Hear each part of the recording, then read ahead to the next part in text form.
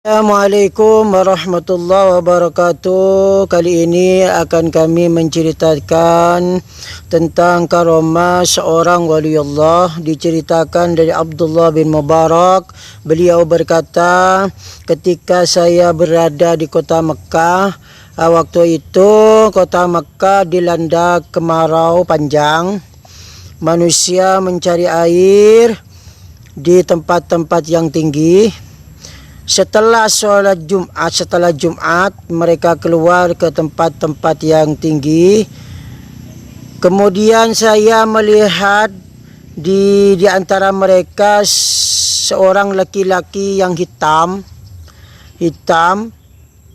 yang kurus, badannya lemah, badannya kurus. Orang laki-laki tersebut salat 2 rakaat, kemudian berdoa kepada Allah Subhanahu wa taala setelah salat. Kemudian sujud, dan orang laki-laki itu berkata, "Demi kemuliaan-Mu ya Allah, saya tidak akan mengangkat kepalaku dari sujud ini sehingga Engkau menurunkan hujan kepada makhluk-Mu, hamba-Mu." Setelah itu saya melihat sepotong mendung, dari sepotong demi sepotong, jelas mendung sekali. Kemudian jadi berkumpul, jadi mendung itu sepotong-sepotong terus berkumpul, jadi banyak. Setelah itu turunlah hujan dari langit. Setelah itu hujan turun dengan lebatnya. Kemudian seorang laki-laki itu memuji kepada Allah, berterima kasih kepada Allah, dan pulang. Melihat itu, kejadian seperti itu, saya membuntutinya sehingga seorang laki-laki tersebut sampai kepada rumah, kemudian masuk ke dalam rumah itu. Yang di dalam rumah itu adalah terdapat pedagang budak, penjual budak. Kemudian saya pulang. Setelah pagi-pagi besoknya, waktu pagi besoknya, saya membawa beberapa dirham dan beberapa dinar. Kemudian saya mendatangi rumah penjual budak kemarin itu, dan saya berkata, saya membutuhkan pemuda yang akan saya beli. Maka keluarkanlah. Kemudian itu saya dikeluarkan 30 pemuda. Dan saya berkata, apakah masih ada selain yang ini? Setelah dilihat-lihat, ternyata pemuda yang berdoa kepada Allah tidak ada. Apakah masih ada saya ini? Jadi pedagang budak itu berkata, masih ada pemuda. Dia tidak berbicara pada siapapun. Kemudian saya berkata, perlihatkanlah kepadaku. Kemudian pemuda itu keluar. Ternyata pemuda itu yang kemarin saya lihat, yang berdoa. Kemudian saya berkata kepada penjual budak, berapa kamu menjualnya? Penjual budak berkata 20 dinar. Kalau untukmu 10 dinar enggak apa-apa, dibayar. Saya berkata, tidak. Bahkan saya tambah menjadi 24 dinar. Kemudian pemuda itu dibeli sama Abdullah bin Mubarak, dan kata Abdullah bin Mubarak, saya mengambil tangannya, dipegang semaya, dan dipegang tangannya pemuda itu dan dibawa pulang sama saya. Kemudian si pemuda itu berkata kepada saya, "Wahai majikanku, kenapa kamu membeli aku, sedangkan saya tidak kuat melayani kamu, menjadi khadammu?" Saya berkata, "Saya membeli kamu agar supaya kamu menjadi majikan saya, dan saya akan menjadi khadammu." Kemudian si anak pemuda tadi berkata kepada saya,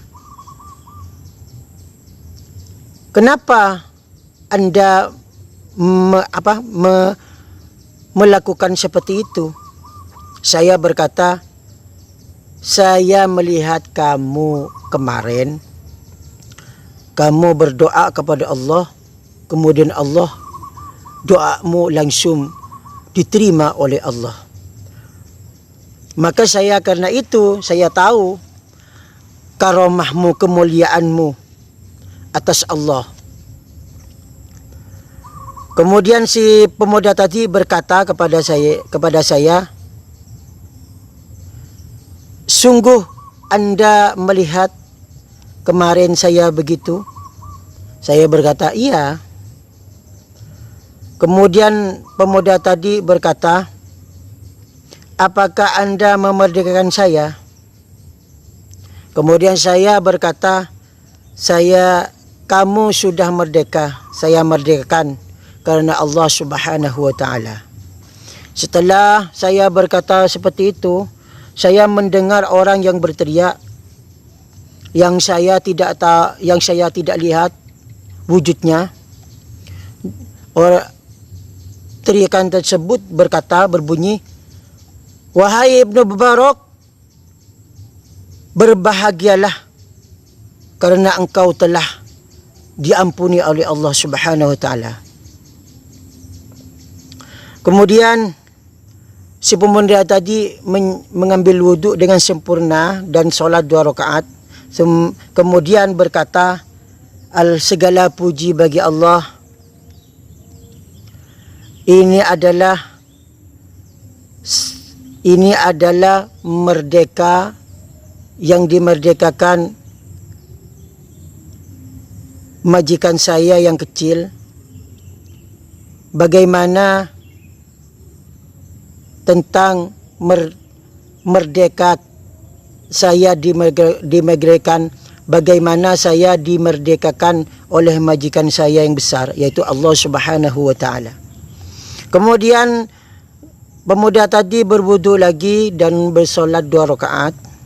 Kemudian mengangkat tangannya ke langit dan berdoa, "Wahai Tuhanku, Tuhanku, ya Allah, kamu tahu saya menyembah kepadamu ya Allah selama 30 tahun. Dan perjanjian antara saya dan antara panjenengan ya Allah, agar supaya panjenengan tidak membukakan rahasia saya. Kenapa? Maka ketika panjenengan membukakan rahasia saya, maka ambillah saya." Setelah berdoa begitu, maka si pemuda tadi jatuh pingsan. Ketika itu pemuda itu mati. Kemudian oleh saya dikafani, akan tetapi memakai kafan yang tidak bagus, yang jelek, dan saya mensolatinya dan memakamkannya. Ketika saya tidur, saya bermimpi melihat seorang laki-laki yang bagus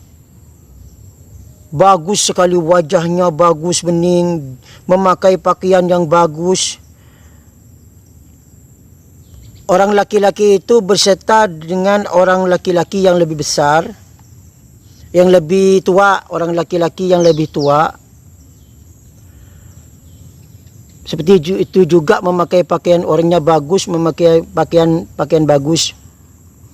Dan keduanya tersebut meletakkan tangannya di atas lengan. Kemudian laki-laki tersebut berkata kepada saya, Wahai Ibnul Mubarak, apakah engkau tidak malu kepada Allah? Apakah kamu tidak malu dari Allah? Kemudian orang laki-laki itu berjalan. Maka saya berkata kepada orang laki-laki tersebut, siapa Anda? Kemudian orang laki-laki itu berkata, saya adalah Nabi Muhammad, utusan Allah Subhanahu wa ta'ala. Dan ini adalah bapakku, yaitu Nabi Ibrahim. Kemudian saya berkata, bagaimana saya malu kepada Allah, sedangkan saya banyak membaca solawat kepadamu, wahai Nabi Muhammad. Kemudian Nabi Muhammad berkata, telah meninggal waliyun min awliyaillah, walinya Allah dari beberapa walinya Allah. Akan tetapi kamu mengkafaninya dengan kafan yang tidak bagus. Kafannya tidak bagus. Ketika saya bangun tidur di pagi hari, kemudian saya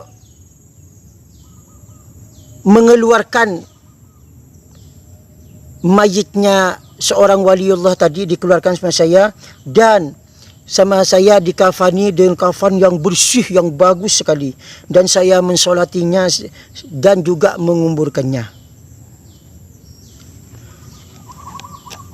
Dikatakan, ditanyakan oleh Imam Abul Qasim Al-Hakim, ada orang yang bertanya kepada Imam Abul Qasim Al-Hakim, mana yang lebih utama antara orang yang maksiat kemudian bertaubat dari maksiatnya, atau orang kafir yang kembali masuk Islam? Imam Abul Qasim Al-Hakim berkata, bahkan orang yang bermaksiat, yang bertaubat dari maksiatnya itu lebih afdol, karena orang kafir, waktu kafirnya itu orang lain. Sedangkan orang yang maksiat, di waktu dia maksiat, itu adalah orang yang kenal pada Tuhannya, al-arif bi rabbihi. Sedangkan dan sesungguhnya orang kafir ketika masuk Islam, dia itu berpindah dari derajat orang lain ke derajat arif. Jadi dari derajat orang yang tidak tahu, yang tidak kenal Allah, kepada derajat orang yang kenal kepada Allah. Sedangkan asi, orang yang bermaksiat, melakukan maksiat, pindah dari derajat orang yang kenal kepada Allah, pindah pada derajat kekasihnya Allah. Seperti yang difirmankan oleh Allah Subhanahu wa taala, wallahu yuhibbut tawwin, sedangkan Allah senang pada orang-orang yang taubat. Wallahu alam, semoga bermanfaat. Wassalamualaikum warahmatullahi wabarakatuh.